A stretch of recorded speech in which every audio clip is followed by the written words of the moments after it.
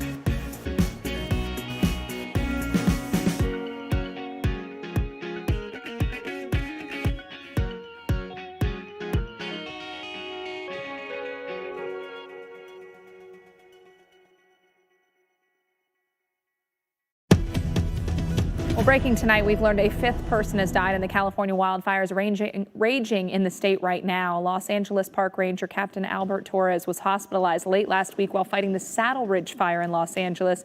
He unfortunately died Sunday morning. Now, our Dave Malkoff spent the weekend on the front lines of the Saddle Ridge fire and shows us the conditions that the firefighters are dealing with. It was an intense firefight in front of a captive audience, high flames slowing traffic on a major interstate. But come a little closer and you'll see this is much more complicated than your standard roadside grass fire. From what they've told me, this mountain hasn't burned in 30 years. These fires are always driven by Santa Ana winds, low humidity, and all of this dry brush around us. But this is one thing firefighters don't usually run into. This is a business that sells mulch, very, very dry mulch. Look at this. This is just fuel for the fire. You know, this mulch yard here, Foothill Soils, we've been watching it for the last couple days, so we're just supporting these guys here. But it has now lit, it's just so dry. Rich Dimitri owns the horse farm next door. The animals have left and they are safe, but he's still here with a garden hose. It's just not a lot of pressure, but, you know, helps a little bit. Those are the guys doing all the work. 18 firefighting helicopters were flying back and forth between a water reservoir and the flames over the weekend. Dozens of homes have burned in the deadly Saddle Ridge fire north of Los Angeles. Arson investigators are a long way from determining the cause of this fire, but look at this. These are several airdrops happening right on top of these high voltage power lines.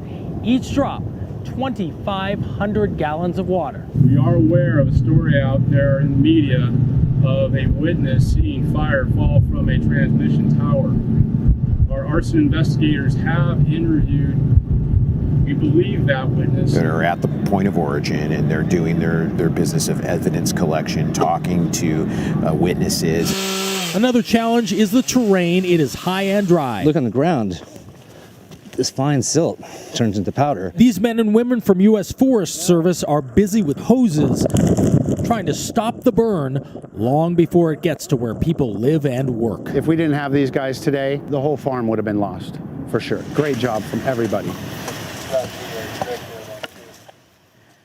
And a lot of people wonder, what is it about California in particular that allows these fires to just take off? It's something that's scary. I mean, it's terrifying to people there, but obviously across the rest of the country going, gosh, you see these fires start and then they just because they can Right. take off. Right. But there are a set of circumstances quite unique, especially to Southern California, from the terrain and vegetation to the seasons, to the wind patterns, to the urban and wildland interface. So let's break these down for you. Let's first talk about terrain and vegetation. It can be very rugged in the mountains of Southern California, where you've got mountain peaks that range from about 5,500 feet to over 11,000 feet. And so you can get winds that funnel through the canyons. You can get wildfires that spread quickly upslope and downslope. And downslope, right. The vegetation across the area also dries out and becomes able to fuel a rapidly spreading wildfire, especially during this dry season. And that's our second factor, is the distinct wet versus dry season.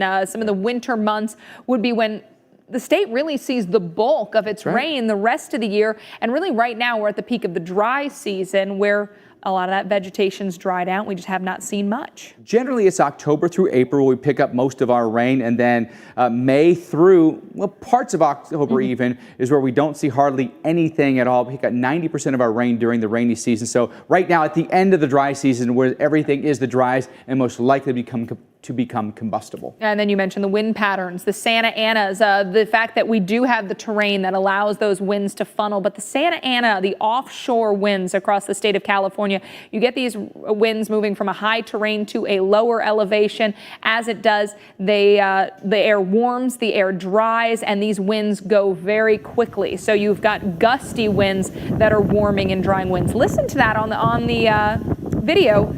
You get a sense of just how strong these wind events are. And most dangerous October, November, and December, when any little small ignition of vegetation will cause the fires to spread rapidly. But then there, of course, is the urban wildland interface here, where population spread out into the foothills and the mountains puts us closer and closer to the danger instead of being in the cities. Right. Yeah. Unfortunately, we move to these locations that are beautiful, but it does put you a little bit more at risk of seeing these fires. Well, still to come tonight on the show, going to be rinse and repeat for the East Coast. You got rid of last week's nor'easter, and we've got another storm bringing wind and rain this week headed your way. There's something out there for you and me, and the American road is calling, so what's it gonna be? Hey, it's an amazing day, traveling our own highway. No matter where it leads us, we can smile, 'cause it's meaning in the miles. Hey Luke, wake up. You fell asleep again. Why do I always fall asleep on the bus after school?